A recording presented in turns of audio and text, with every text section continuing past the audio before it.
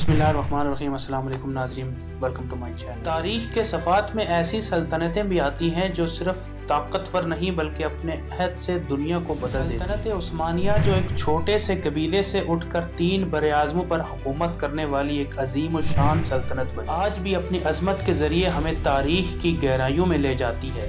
آج ہم آپ کو لے کے جائیں گے اس سفر پر جہاں عثمانیوں نے فتح کے جھنڈے گاڑے اور دنیا کے نقشے بدلے۔ سن 1299 کی بات ہے، ایک چھوٹا سا ترک قبیلہ جس کی قیادت عثمان اول کر رہے تھے، اناطولیہ کے شمالی حصے میں بیزنطینی سلطنت کے ساتھ اپنی چھوٹی سی لڑائی لڑ رہا تھا۔ عثمان اول کے دل میں ایک خواب تھا کہ ایک ایسی سلطنت بنائیں جو طاقتور اور منظم اور ہمیشہ کے لیے قائم رہے۔ سلطنت عثمانیہ کی افواج اپنی جرأت اور حکمت عملی میں مشہور تھی، اس وجہ سے وہ کئی جنگوں میں کامیاب رہے۔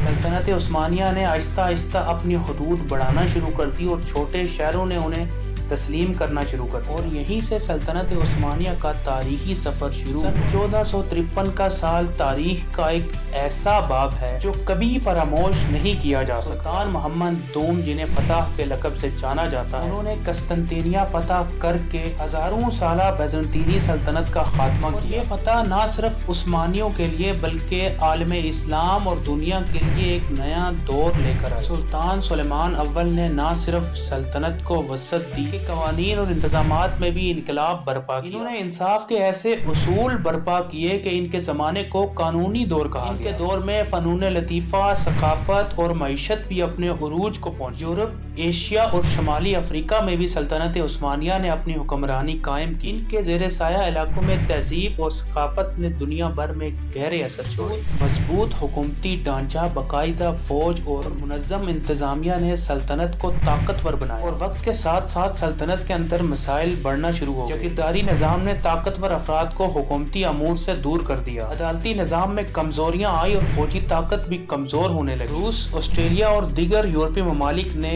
سلطنت عثمانیہ کو کمزور کرنے کے لیے کئی بار حملے کیے۔ سلطنت عثمانیہ کے زیر سایہ ریاستوں میں آزادی کی تحریک زور پکڑنے لگی۔ تجارتی راستوں کی تبدیلی، خاص طور پر سمندری راستوں کی ترقی نے عثمانوی سلطنت کی معیشت کو نقصان پہنچایا۔ مقامی کاروبار کمزور پڑنے لگا اور عوام کی زندگی مشکل ہو گئی۔ سلطنت عثمانیہ نے پہلی جنگ عظیم میں مرکزی طاقتوں کا ساتھ دیا اور یہ فیصلہ اس کے لیے مہنگا ثابت ہوا۔ جنگ کے بعد سلطنت کو کئی علاقوں سے ہاتھ دھونے پڑے اور عثمانی دور کا سورج اب غروب ہونے لگا، اور تب اتاترک نے آزادی کی ایک تحریک چلائی، اور یوں 1923 میں جدید ترکی کا قیام عمل میں آیا۔ اس نے سلطنت عثمانیہ کی جگہ ایک سیکیور اور خود مختار ریاست قائم کی، اور یوں سلطنت عثمانیہ ختم ہو گئی، لیکن اس کی ثقافت، زبان اور اس کی قانون دنیا کے لیے آج بھی ایک الگ پہچان ہے، اور یہ سلطنت تاریخ کے عظیم بابوں میں ہمیشہ یاد رکھی جائے۔ سلطنت عثمانیہ کی داستان ہمیں سکھاتی ہے طاقت اور حکمرانی کا راز صرف فوجی کامیابیوں میں نہیں بلکہ انصاف،